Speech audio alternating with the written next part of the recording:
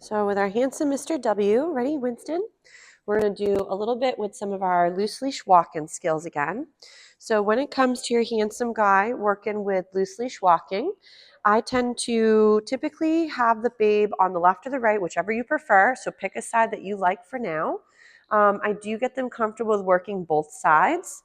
So that way, again, they're comfortable if, let's say, there's an emergency or they have to switch sides for some reason, they're comfortable doing so. Ready? So right now, I'm just going ahead, and every time Mr. W is near my side, I'm feeding.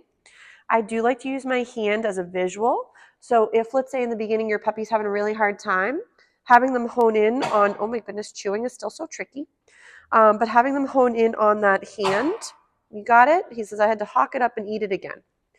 So the benefit of, again, feeding on the side is you're teaching your puppy that being by the leg is where we'd like him to be. He's like, hold on, lady, I lost a piece of cheese. So ready? If he prefers, again, this side, I really don't mind whichever one he prefers or whichever one you'd rather. Feel free to rotate. So again, my rate of reinforcement is, again, high enough for Mr. W to find this weird task in enriching or reinforcing from his end. So if, let's say, again, loose leash walking seems like a very hard skill for your puppy to acquire. Excuse me, Ebba. Hippo. If you're going to help Mama, you can hang out, but don't be right in the way for Mr. W so he doesn't trip on you, okay? Ready, Winston? So if there's moments where your puppy is not doing so well with the loose leash walking, it's normally because it is a multi-step process to get your puppy comfortable with it. So for example, you're both moving. It could be at different rates of speed. But can you not be right behind him, my lovey? Because it's a little distracting for Mr. W, and it's hard for him to focus if you're trying to pat his bum while he's working. So you can walk around with us, which is fine.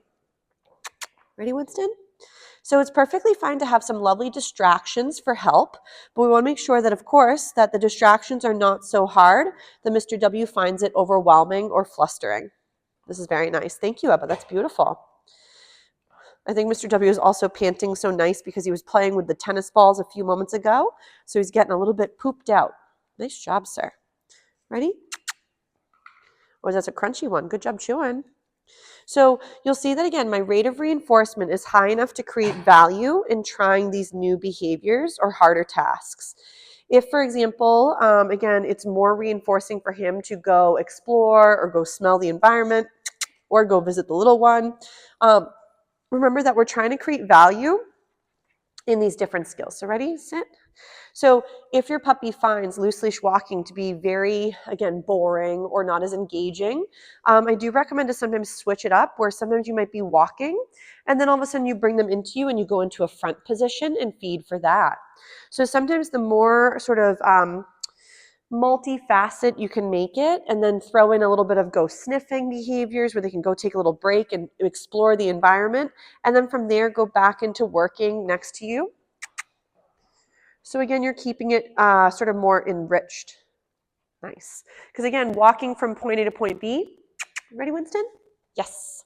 Tends to be, oh my goodness, chewing is so hard. Ready? But walking from point A to point B tends to be really boring for most of the babes because it doesn't involve typically exploration.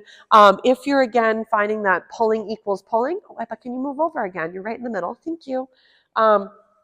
So if pulling equals pulling, which what I mean by that is, remember that whatever your puppy is doing to then gain a reinforcement, be it going and touching something and exploring it, playing with it. Ready, Winston? So ready?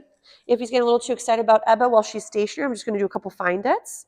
But remember that if, for example, pulling gets you to the bush and then you get to go sniff it, or pulling gets you to your neighbor and you get to go say hi, then pulling, be careful, then pulling tends to equal you should do more of it to get you to the things that you're enjoying and you find reinforcing. Excuse me for my tickle. So remember